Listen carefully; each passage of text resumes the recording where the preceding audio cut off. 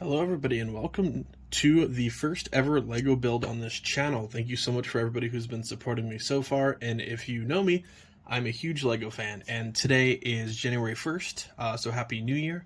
And what more important of an announcement for the new year than the new LEGO sets releasing today. Now, this took me probably about 2 hours to try and find today, after Target and Walmart's, more than one of each, did not have this in stock.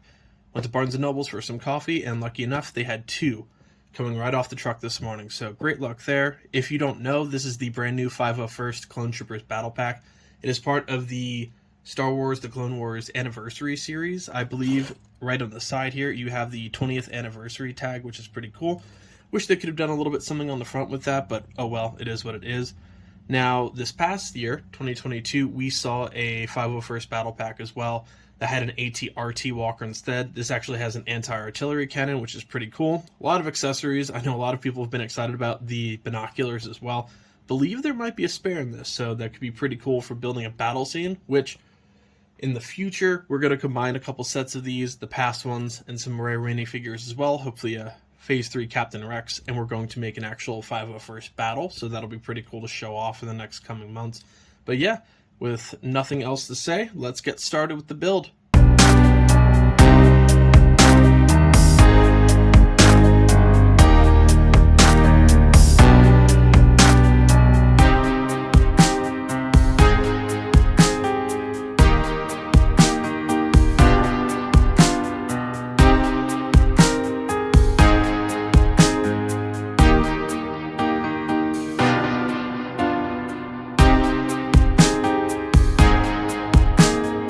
Everybody, and here is the finished build. Overall, I do like it a little bit more than last year's 501st Battle Pack. The minifigure details are definitely better. The anti-aircraft turret, or whatever you'd like to call it, it's okay.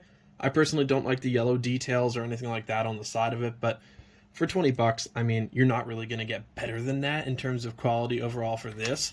Now, the actual minifigures themselves, they are great. The Clone Specialist, I love the binoculars. That is a great detail.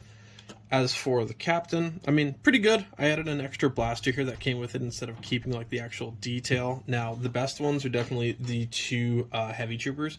The little detailed backpacks on the actual backside of these figures is awesome. You do have 2 for them and an extra piece or 2, so you can actually make some for the future. That is definitely a nice touch. As for the blasters, I still prefer the old style.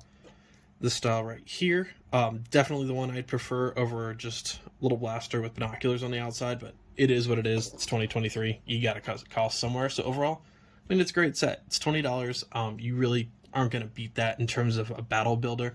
It is a little bit better than last year's. Now, you're lacking a droid this year, so you will not get the actual Separatist part of this, but the 501st minifigures themselves are better. The turret, not near as good as the more expensive one that came out quite a few years ago. That is by far the better of the crew. I'll try and pop that one out. It is currently in my Battle of Geonosis, the first wave, and that is almost impossible to get back up without demolishing half of that, so that'll be included in a later video. But overall, I do like it better than last year's. It is a great $20 purchase. I don't know if shortages are going to be, in terms of supply for this one, like they have been in the past with the clone battle packs. They've been really tough to get a hold of, specifically last year's for the Phase 1 clones. Almost impossible to get, and even to this day, about a year later, it is still on back order. So we'll see how it goes. Like I said, it took me quite a bit to find this even this morning on launch day, but yeah, it's a great set. It's a lot of fun. Next time, I hope to bring you the TIE Bomber set, which also came out this year. In the background, you could see in the beginning, I have the Viking ship. We are going to be converting that into a Jarl set for our Norse display, and a still mint in box original Avengers Tower. That is a later display that'll be added to our city. Thank you guys so much for joining in, and I will see you next time. Happy building, folks.